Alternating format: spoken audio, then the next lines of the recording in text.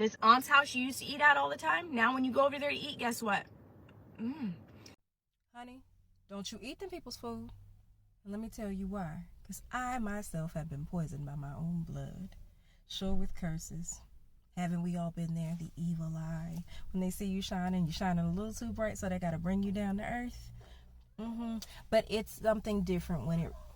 Let's step in the time machine and go back to Christmas 2018 when I was in my third trimester pregnant with my now almost 6-year-old daughter during the Christmas holidays. I was on bed rest and wasn't allowed to cook my meals anymore, and thus I had to rely on my relatives, whom I lived with, to help. Well, long story short, my daughter was due to be a New Year's baby.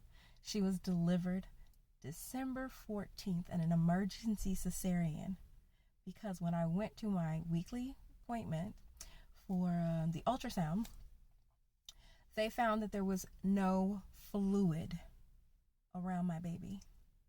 How did that happen, Tasha? What were you doing? Okay, let me tell you how it happened.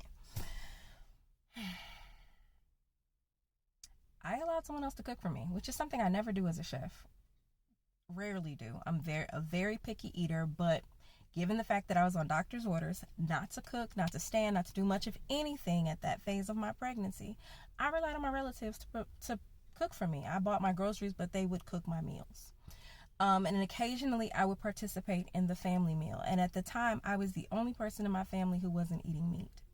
I was on my pathway to becoming vegan and decided to start at pescatarian. So that's where I was. And so I mostly ate seafood or vegetables. During that time, my pregnancy had me eating extremely clean. So it was rare that I would be able to eat with my family as they are heavy carnivores. And they are the well done carnivores. They are not the medium well. I need my steak medium well. But during pregnancy, obviously those things are not permissible. So anyway, someone in the home prepared a meal over the weekend and I fell ill. I was the only one in the house who had foodborne illness. I was sick for 24 hours before I decided that I needed to go to the hospital, although everyone else was like, you'll be fine, just stay in bed, it'll be okay.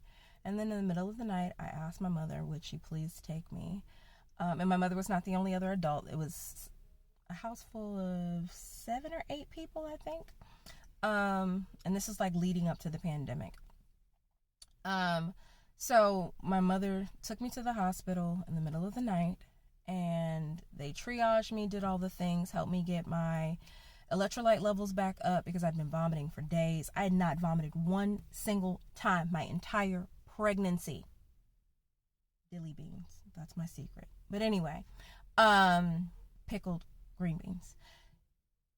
Long story short, I ended up going into labor, or not going into labor, but being sent into labor and having a cesarean because I'd been so ill the previous weekend of that doctor's appointment that there were no fluids left in my body. And obviously at the time I was really deeply concerned about me, my health, and my child's health, my baby's health.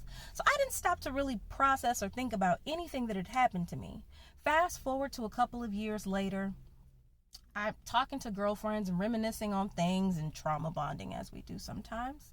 And I shared a few stories. And I had just recently gone to another family gathering where there was food. And I'd fallen ill. And at this point, I'm on week 2 of a stomach bug. And I'm talking to a girlfriend of mine who happened to be a doctor. I used to work exclusively. Yeah, it's hot in this car. I used to work exclusively for Black women doctors. Something I was, and still am very incredibly proud of, that's who my private chef business catered to at one point exclusively. So one of my Black doctors, who is one of my girlfriends, she says, Tasha, this isn't normal. You've been sick for 2 weeks. Let me help you come to my office. So I went to North Georgia, went to her office, and she took care of your girl, all natural. Okay, got me on the probiotics and all the things, and I'm grateful to her. But something this woman, along with another friend, 2 other friends actually, said to me, Tasha, don't you think it's weird that you keep getting sick when you go to these family gatherings? And because I'm the people-pleasing pushover for my family, they're the only ones who ever had me in a chokehold. I had to sit with that. And I had to realize, holy shit, you're right. So then I went through my camera roll. And I thought about it. I would get sick after visiting family. I would have a stomach bug. I would feel icky. And I would think, oh, it's because you ate meat. Or it's because you ate something you don't normally eat. I would make all the excuses in the world for why I wasn't feeling well until this time. I was sick for almost 4 weeks. It took 2 more weeks for my digestive system to get back on track. Them bitches was trying to take me the fuck up out of here. And that's why I'm here today. And this is a story I've wanted to tell. I've mentioned it lightly in a couple of other posts, but I never would elaborate because I'm always protecting people who never protected me. Those days are over. And I know this is going to help someone tomorrow. This is going to help someone during the Christmas holidays. It's going to help someone when they go to that potluck. This is going to help somebody somewhere stay here in this 3D realm, on keep their feet on solid ground and not with a toe tag. Your intuition and your discernment are telling you things about people, and you are letting your love and your respect and your loyalty to familia cloud your judgment when spirit is talking to you. And I need you to listen up, because it's a hefty price. I'm very fortunate and well protected. I swear I'm my ancestors' favorite. They ain't gotta believe me. I'm still here, though, ain't I? And I bet you survived as much as I have. Ain't one to be fucked with. And now I safely reside in Mexico. People will say, well, what are you running from, Tasha?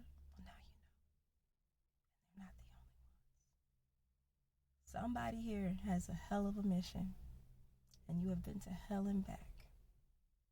And just know you ain't going nowhere no time soon. But use your discernment. Use your intuition.